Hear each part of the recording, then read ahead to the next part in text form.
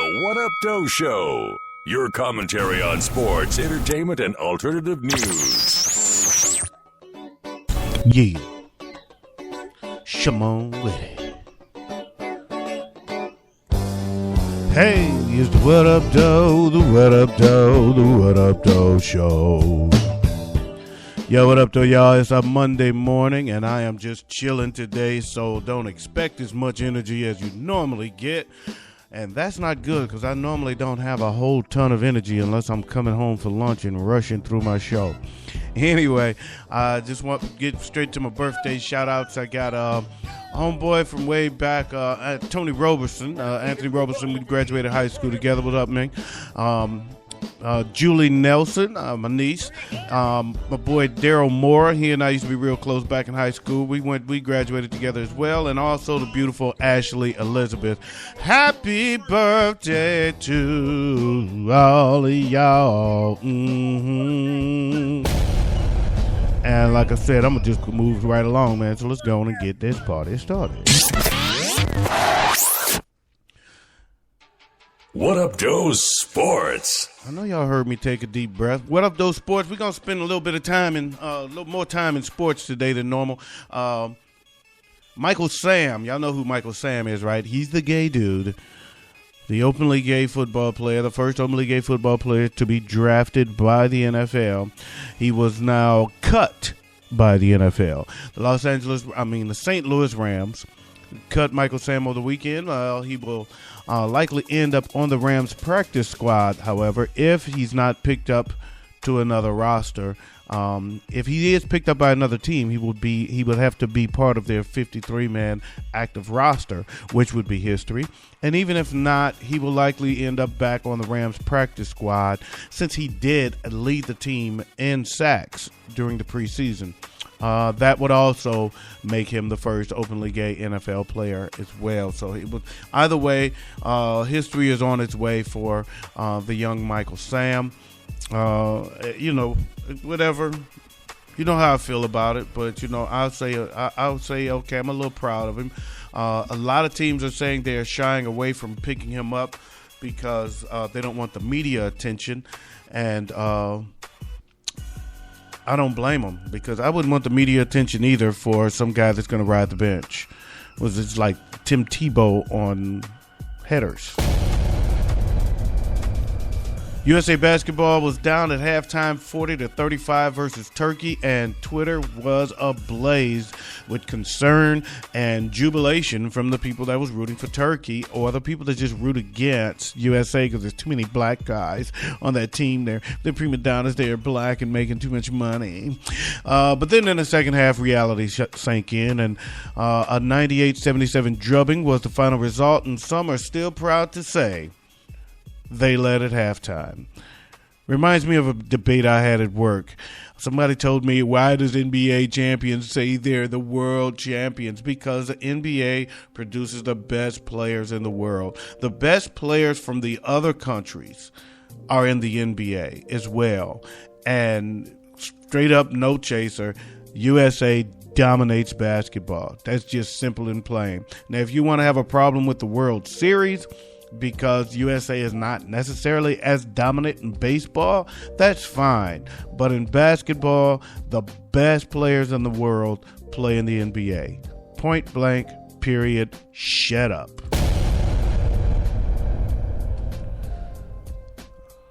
Houston Texans made the news yesterday. They made a trade for the Patriots' backup quarterback, Ryan Mallett.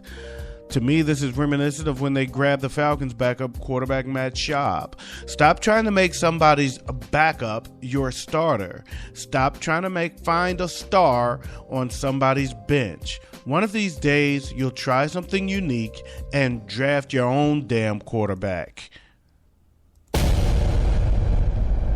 works for some people. You should give it a try. It's worked in the past. Speaking of football, the 49ers defensive tackle Ray McDonald was arrested for domestic abuse.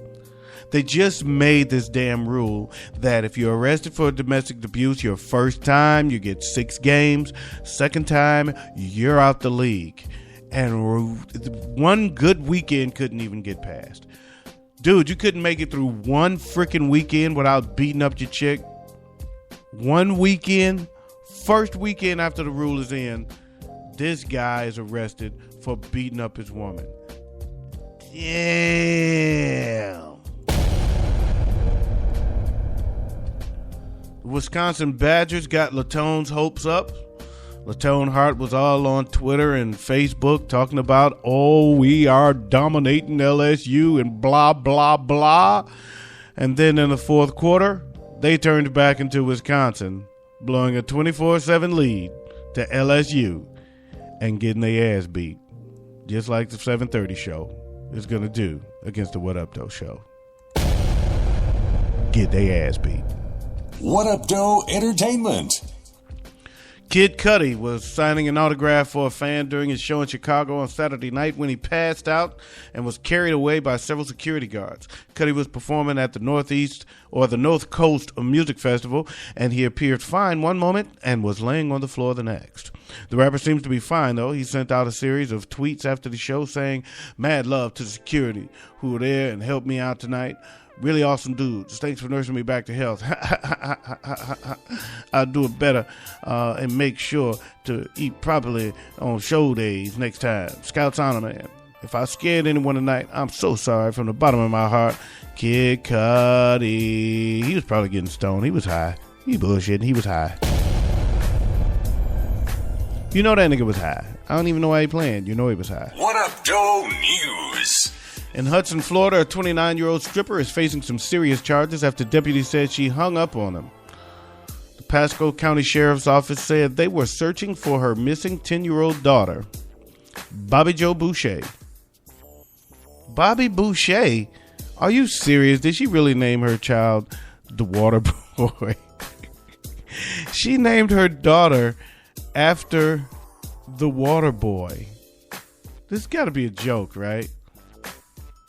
Bobby Jo Boucher reportedly told a deputy when they called her, oh no, that's no, that's not her daughter. Okay, Bobby Jo Boucher is the cop. So Bobby Boucher is a police officer. The Water Boy is a cop in Florida, for those that were looking for him. Anyway, he reportedly told a deputy when they called her, "I have to get on stage," and hung up on him. So wait a minute. So they're looking for your 10-year-old daughter. Oh, she's Bobby Jo Boucher. I'm confused. I should start over. Okay, so Bobby Boucher is a stripper in The Water Boy is getting better and better. Okay, so she's a stripper at a strip club called the Calendar Girls. Her 10-year-old daughter was missing. They contacted her, and she said, "I'm sorry, I have to get on stage," and hung up on him. Deputies started to search for the missing girl when they said the girl's grandmother called them when she did not come home from a barbecue up the street. Boucher reportedly left the child at the barbecue as she went to work, and deputies said she was the last person to see the girl. The child was later found safe and sound. Thank God, because Bobby Boucher, the Water Boy stripper, she is a stripper, and her name is the Water Boy. Really? Anyway, to all you strippers out there, I understand you're doing what you have to do, and I ain't mad at you. I'm really not. I mean, I understand you have to make a living, you have to do your thing, but come on, man. Let's be real with it. You can't do that. You can't just leave your child at somebody's barbecue. I know, right? You can't just leave a child at a barbecue and take off. You gotta be a little more responsible. I understand you have to make a living. You have to do what you have to do. You gotta take it off and shake it off. That's your thing. I ain't mad at you. But really, I can't come to the phone to find out why my 10-year-old daughter is missing, to find out what happened to my 10-year-old daughter, because I have to get on stage, shame on you. Absolute shame on you. I mean that. That ain't right. Anyway, and China, a drunk Chinese man, got wedged underneath an opening in a glass wall of an ATM. Chen Kao became stuck when he tried to squeeze underneath the window instead of using the door. Passers-by called rescue officials when they saw the man passed out under the window. Police said Chen told them he put his PIN number in wrong 3 times, and the ATM swallowed his card. But he said it in his language. He then couldn't get the door to open and thought the best way to freedom was to go underneath the glass. The spokesman for the fire service said Cheng was too intoxicated to follow instructions on how to get out, so they had to smash the glass panel to extract him. It is going to turn out to be a very expensive night on the town for this man. He will be charged for the cost of repairing the whole booth. In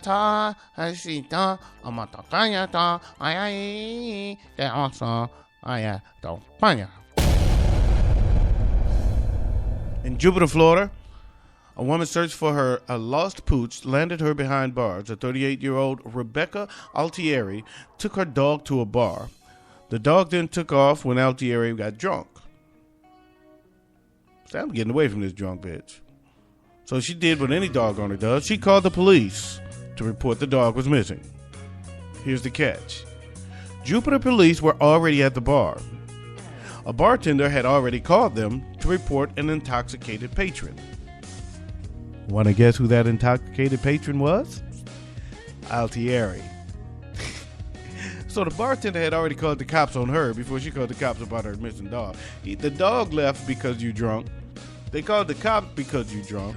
Anyway, the arrest report said she was upset about her dog running away and started throwing chairs. That's when the bartender carried her out of the bar and tried to call her a cab. She refused the cab. I don't want no damn cab. I want to ride my dog home, bitch. I want to ride my freaking dog.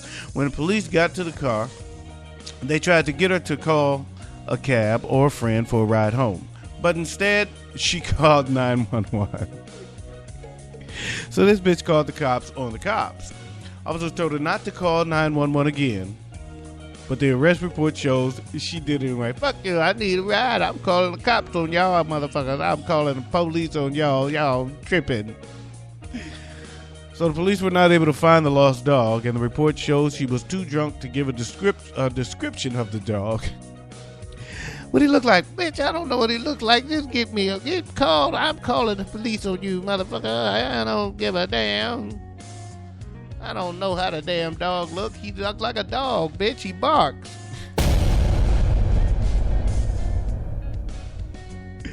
It is now time for your What Up Doe movie review. Alright, I watched a movie called Small Potatoes, Who Killed the USFL. Pretty good. If you remember the USFL, it was somewhat of a rival league to the NFL. Originally, it started out as a spring league, and it was going very well. It was picking up steam, I should say. I won't say going very well, but they were very competitive because they were taking some really good players. 3 straight Heisman Trophy winners went to the USFL. Donald Trump got in the mix, and he was really pressing for them to move football to the fall. He was a very... he respected the owner of the Tampa Bay team, the Tampa Bay Bandits. But when the owner of the Tampa Bay Bandits died, Donald Trump pretty much felt like he was the most powerful man in the league. And he really pressed for them to move the league to the fall. And once they moved to the fall and was straight up head-to-head competing with the NFL, they just got swallowed up. It just wasn't a good enough league to compete head-to-head with the NFL. So the bottom line of what I got out of this whole movie was that Donald Trump killed the NFL, killed the USFL. Donald Trump was the killer of the USFL. with his arrogance, power-hungry ass, and greedy ass. And that's what I got out the movie. It was pretty good. It was pretty interesting if you were looking into it. There was a lot about the USFL I did know, a lot about the USFL I forgot about. Pretty interesting flick.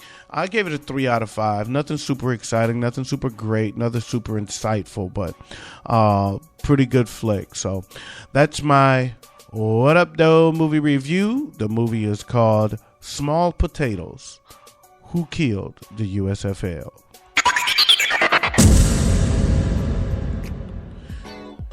And that, folks, is my show for the day. I know it went pretty fast because I told you it would. So, big up to all my people out there that is listening. Have a great week, man. Big up to Latone Hart, the host of the 730 show. He can be heard on Spreaker.com and also on iTunes. Big up to my boy Murray Riley Jr. He does a fantastic show on Spreaker.com called Stomp and Shout Talk Radio. Stomp and Shout Talk Show. It's awesome, man. I'm telling you, this guy is super insightful. I just love listening to his show. He's an activist. He was a former Marine. I mean, he does a great show, great commentary. Also, big up to Lisa Marie. She does a great show called Juice Talk Radio. So I endorse all 3 of those shows, and I very much encourage you to give them a listen. You can find them all on Spreaker.com. And I also want to say big up to my boy Miles Perkins. You can find his book on Amazon.com. It's called Sex Education, The Erotic Secrets of a School Teacher. And on that note, I want to say peace out, press your crease out, keep the police out while I bust his knees out, and I'm out of here like last year. Peace.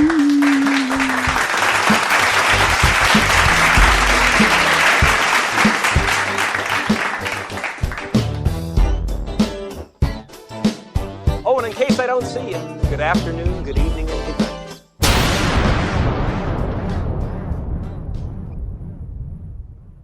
What up, though?